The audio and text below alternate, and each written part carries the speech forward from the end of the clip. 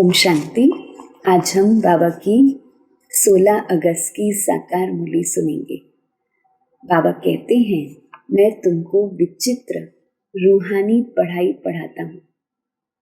बाबा कहते, मैं विदेही बाप देहधारियों को विदेही बनाने के लिए पढ़ाने आया हूँ। संगम युग पर बाप खुद कहते हैं कि मैं इस रथ के द्वारा आकर बच्चों को पढ़ाता हूँ। बाबा कहते हैं कि ये वंडरफुल बात है कि साकार दिखाई देता है, लेकिन यह ज्ञान कोई देहधारी नहीं दे रहा है। यह ज्ञान निराकार बाप, विदेही बाप दे रहा है। मनुष्य मूंझ जाते हैं, इसलिए कृष्ण भगवानुवाच समझते हैं। बाबा कहते कि बाबा पुनर्जन्म रहित है। बाबा कहते, मैं न मनुष्य बनता हूँ न देवता बनता हूँ। मैं मनुष्यों के समान जन्म नहीं लेता हूँ, मैं पुनर्जन्म रहित हूँ।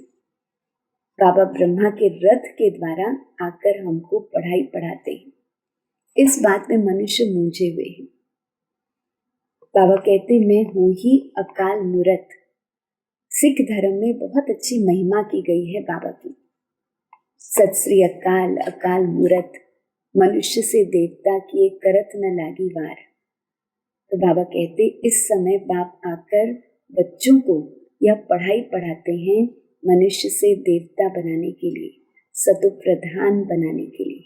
बाबा आज हमें माया से सावधान करते हैं। बाबा कहते, मैं सर्वशक्तिवान हूँ, तो माया भी शक्तिवान है। बाबा कहते, इसलिए मैं रोज बच्चों को समझाता हूँ, रोज याद कराता हूँ। बाबा कहते, अगर मैं रोज सुजाग न करूं तो माया तुम्हारा बहुत नुकसान कर देगी, क्योंकि माया घड़ी घड़ी हमें भुला देती है। बाबा कहते, मैं तुमको ज्ञान का तीसरा नेत्र देता हूँ। अब इस ज्ञान के तीसरे नेत्र से ही हमें देखना है, आत्मा को देखना है, भाई भाई की दृष्टि रखनी है। बाबा कहते, स्थूल नेत्रों से तो तुम देह को देखेंगे और विकारी दृष्टि हो जाएगी।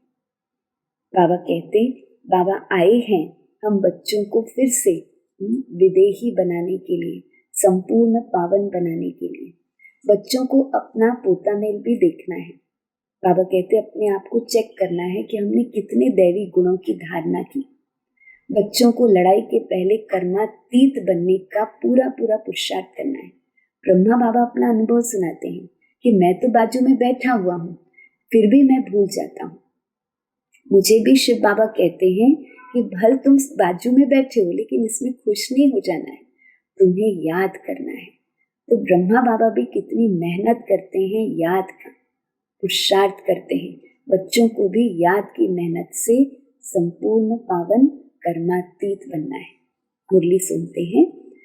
मीठे बच्चे, मैं विदेही बाप तुम देहधारियों को विदेही बनाने के लिए पढ़ाता हूँ।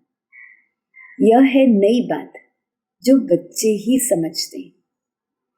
प्रश्न है, बाबा को एक ही बात बार बार समझाने की आवश्यकता क्यों पड़ती है? क्योंकि हम बच्चे घड़ी घड़ी भूल जाते हैं। कोई बच्चे कहते हैं, बाबा तो वही बात बार बार समझाते हैं। मुरली में कई बातें बाबा फिर से रिपीट करते हैं।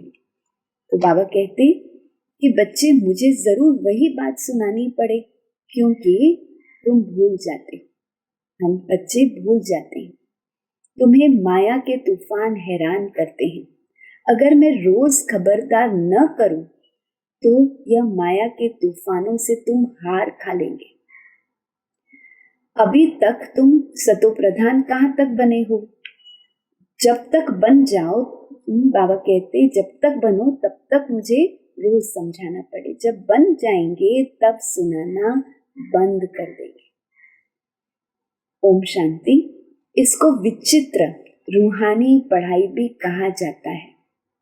नई दुनिया सत्युग में भी देहधारी ही एक दो को पढ़ाते हैं। नॉलेज तो सब पढ़ाते हैं, यहाँ भी पढ़ाते हैं। वह सब देहधारी एक दो को पढ़ाते हैं। ऐसे कभी नहीं होगा कि विदेही बाप या रूहानी बाप पढ़ाते हैं। शास्त्रों में भी कृष्ण भगवानुवाच लिख दिया है, वह भी तो जिस्मानी हो गया, देवता हो गया। तो ये नई बात सुनकर मूंझ जाते।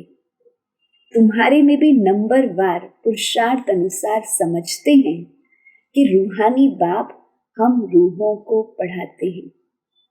यह है नई बात। सिर्फ इस संगम पर ही बाप खुद आकर कहते हैं कि इन द्वारा मैं तुमको पढ़ाता हूँ। ब्रह्मा बाबा के रथ द्वारा शिव बाबा हमको पढ़ाते हैं। ज्ञान का सागर, शांति का सागर, सब आत्माओं का बाप ये वही है। यह समझ की बात है ना। देखने में कुछ भी नहीं आता है। आत्मा ही है मुख्य और वो अविनाशी है। शरीर तो विनाशी है। अभी यह अविनाशी आत्मा बैठ पढ़ाती है। शिव बाबा अविनाशी आत्मा परम पिता परमात्मा बैठ पढ़ाते हैं।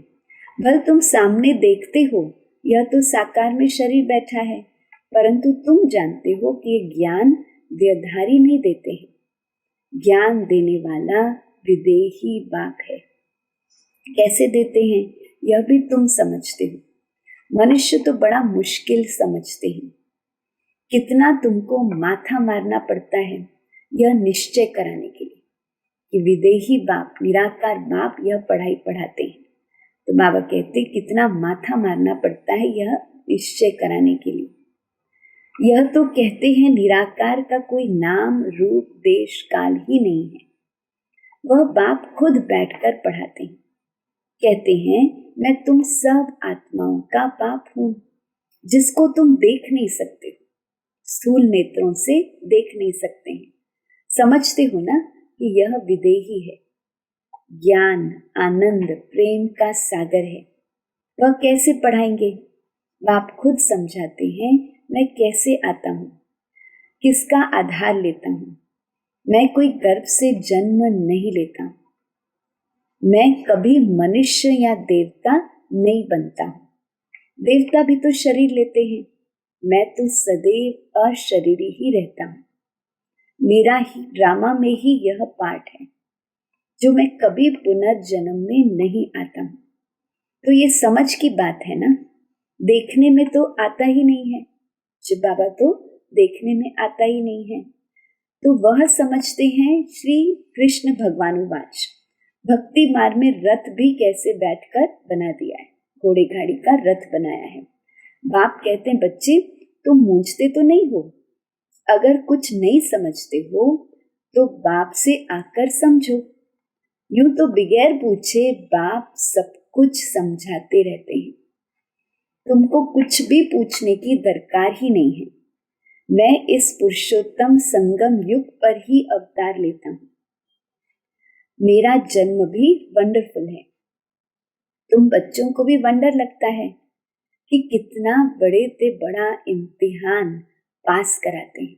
शिव बाबा हमको कितना बड़े से बड़ा इम्तिहान पास कराते हैं।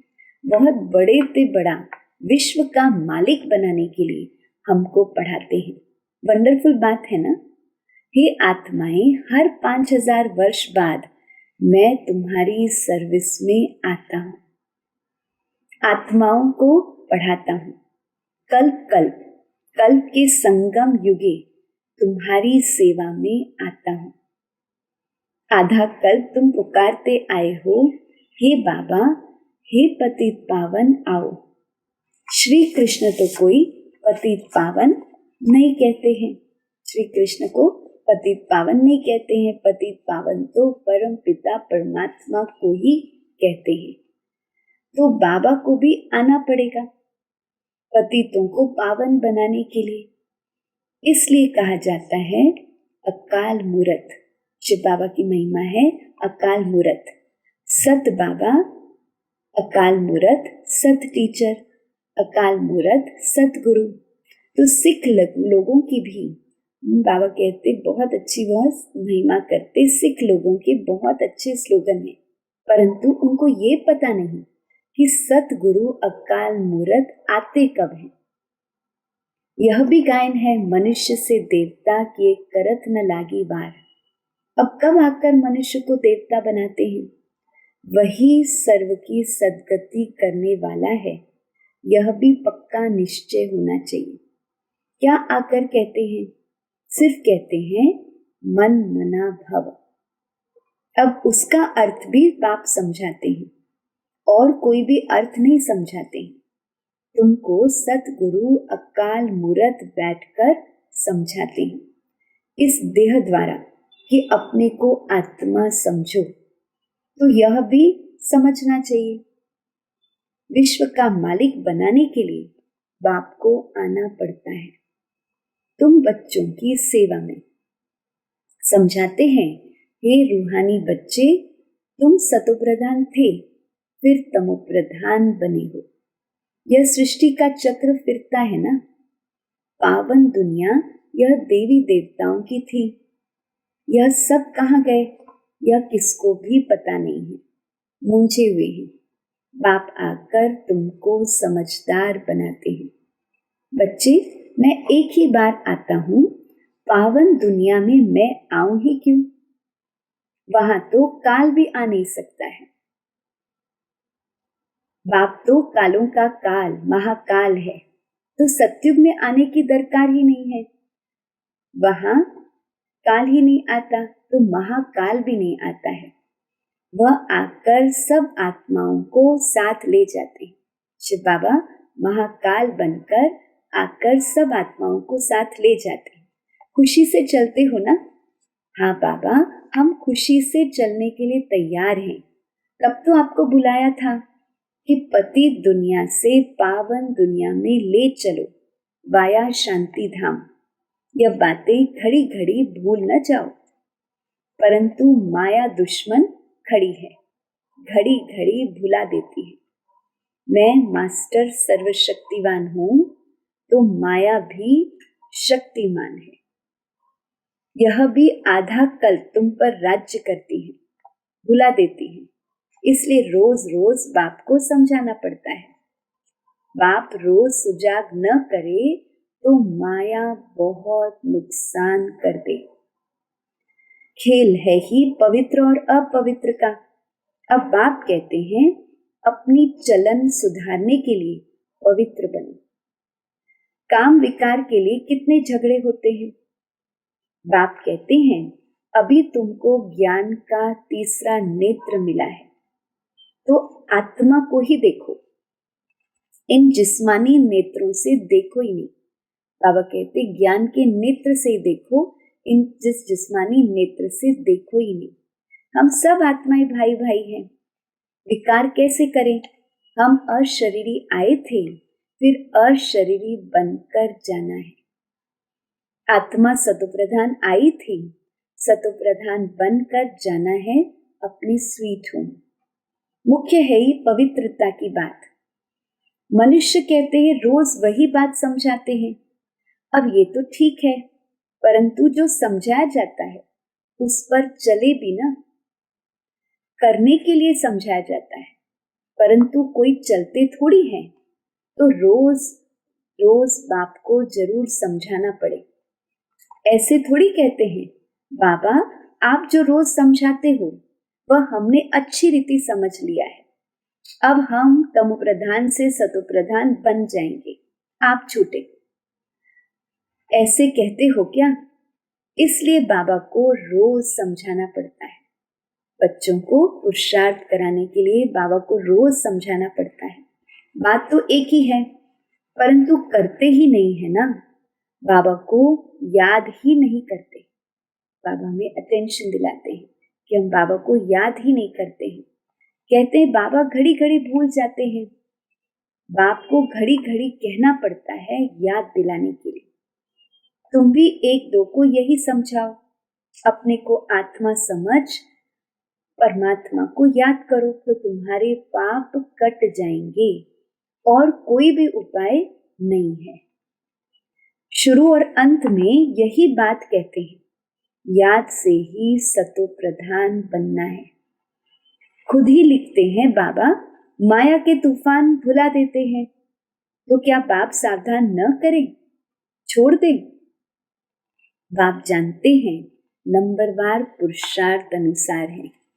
जब तक सतो प्रधान नहीं बने हैं जा नहीं सकते। जब तक हम सतोप्रधान नहीं बने हैं वापस जा नहीं सकते हैं। लड़ाई का भी कनेक्शन है। लड़ाई लगेगी ही तब जब तुम नंबरवार पुरुषार्थ अनुसार सतोप्रधान बनेंगे। ज्ञान तो 1 सेकंड का है। बेहद के बाप को पाया, अब उनसे बेहद का सुख तब मिलेगा जब पवित्र बनेंगे। पुरुषार्थ अच्छी रीति से करना है। कई तो कुछ भी समझते ही नहीं है। बाप को याद करने की अकल भी नहीं आती है। कभी ये पढ़ाई तो पढ़ी ही नहीं। सारे चक्र में निराकार बाप से कोई भी पढ़ा नहीं है। संगम पर ही निराकार बाप हमको पढ़ाते हैं। ये नई बात है ना। बाप कहते मैं तो हर 5000 वर्ष बाद आता हूँ तुमको सतोप्रधान बनाने। जब तक सतोप्रधान नहीं बने तब तक यह पद पा नहीं सकेंगे, देवताई पद पा नहीं सकेंगे। जैसे और पढ़ाई में फेल हो जाते हैं वैसे इसमें भी फेल होते हैं। शिव बाबा को याद करने से क्या होगा, कुछ भी समझते नहीं है। बाप है, जरूर बाप से स्वर्ग का वर्षा मिलेगा। बाप एक ही बार समझाते हैं जिससे तुम देवता बनते हो। तुम देवता बनेंगे फिर नंबरवार सब आएंगे पाठ बजाने। इतनी सब बातें बुढ़िया आदि की बुद्धि में बैठ न सके तो बाप कहते हैं अपने को आत्मा समझ मुझ बाप को याद करो।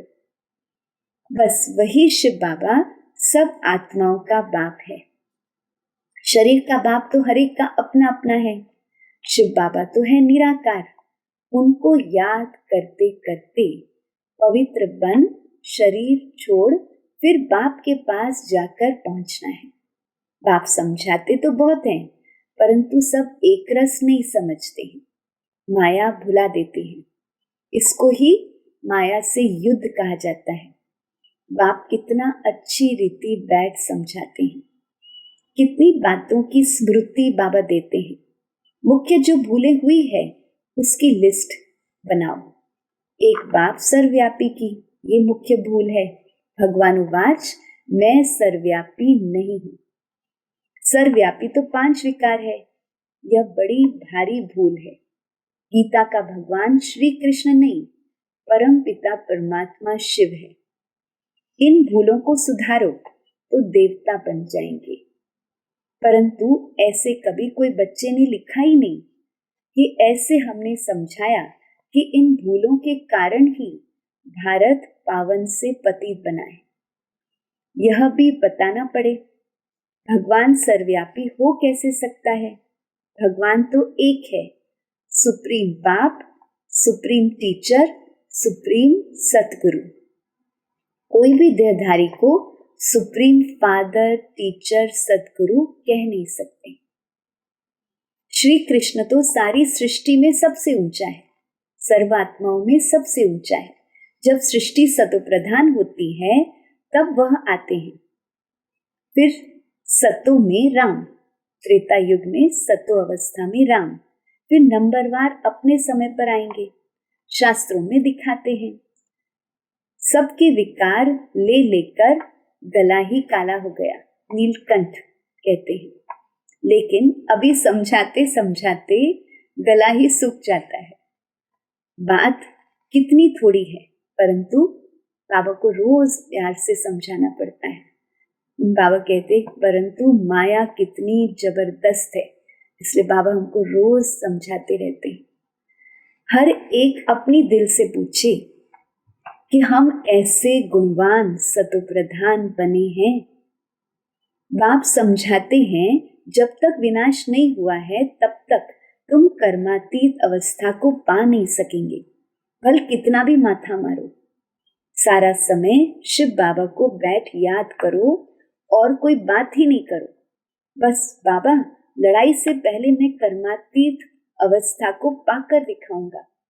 ऐसे कोई निकले, ऐसा ड्रामा में हो ही नहीं सकता है। पहले नंबर में तो एक ही जाना है। यह भी कहते हैं जो पहले नंबर में जाने वाला ब्रह्मा बाबा, वह भी कहते हैं हमको कितना माथा मारना पड़ता है। ब्रह्मा बाबा को भी मेहनत करनी पड़ती है। माया तो और ही रुस्तम बनकर आती है। बाबा खुद कहते हैं कि मेरे तो बाजू में एकदम शिव बाबा बैठा है। ब्रह्मा बाबा अपना अनुभव सुनाते हैं कि मेरे तो बाजू में एकदम शिव बाबा बैठा है, तो भी मैं याद नहीं कर सकता हूँ, भूल जाता हूँ। समझाता हूँ मेरे साथ बाबा है, फिर मुझे भी तो याद करना पड़ता है जैसे तुम करते हो। ब्रह्मा बाबा ने भी बहुत मेहनत की। ऐसे नहीं कि मैं तो साथ हूं, इसमें ही खुश हो जाना है। नहीं, मुझे भी बाबा कहते हैं निरंतर याद करो। ब्रह्मा बाबा अपना अनुभव सुनाते हैं कि उनको भी शिव बाबा कहते हैं निरंतर याद करो। तो ब्रह्मा बाबा ने भी मेहनत की। साथ वाले तुम रुस्तम हो, तुमको तो और ही जास्ती तूफान आएंगे, नहीं तो बच्चों को कैसे समझा सकेंगे।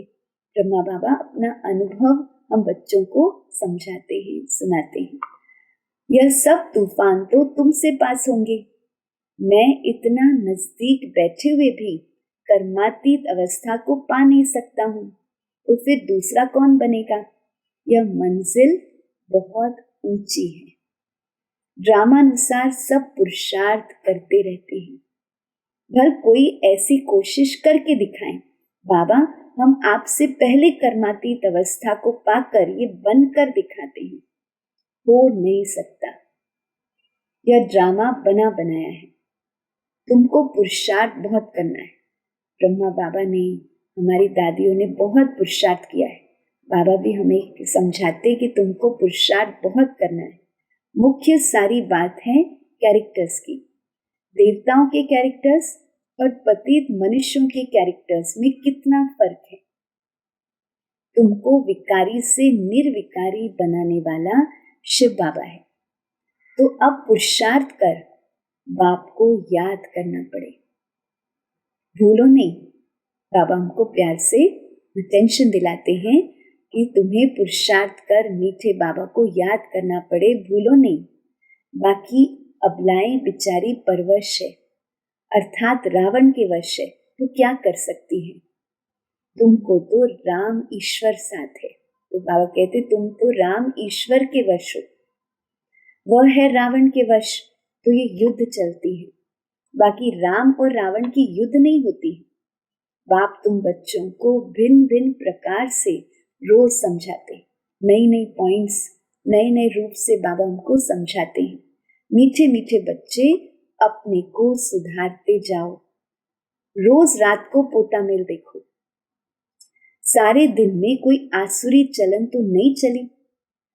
बगीचे में फूल नंबरवार तो होते हैं ना, दो एक जैसे कभी हो नहीं सकते। सभी आत्माओं को अपना अपना पाठ मिला हुआ है। हर एक एक्टर्स पाठ बजाते रहते हैं। बाप भी आकर स्थापना का कार्य करके फिर छोड़ते हैं। बाबा स्थापना का कार्य करके जाते हैं।